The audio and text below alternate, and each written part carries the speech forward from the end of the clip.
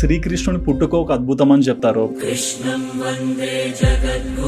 అసలు ఈ జన్మాష్టమికి శ్రీకృష్ణుడి పుట్టుకకి ఉన్న సంబంధం ఏంటి?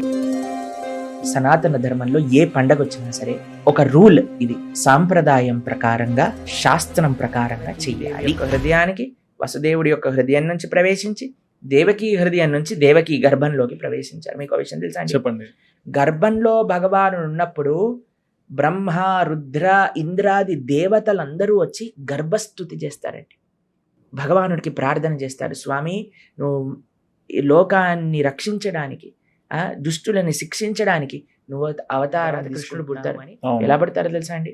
ఇప్పుడు ఏ పిల్లవాడైనా సరే మీరు చూడండి, ఏడుస్తూ పుడతారు, 2 చేతులతో పుడతారు, కొద్దిగా జుట్టు ఉంటుంది, కొంతమందికి ఎక్కువ ఉంటుంది, కొంత బక్కగా ఉంటాడు, లావుగుంటాడు, పొడుగుంటాడు.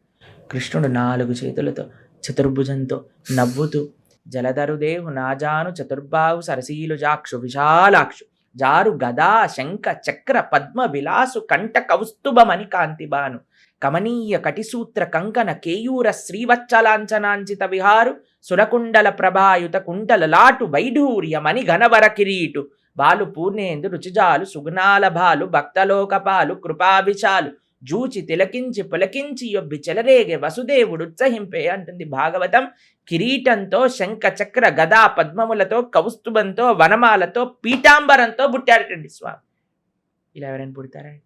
వింటుంటేనే ఎలానో ఉంది. భగవానుడు అవతరిస్తారు.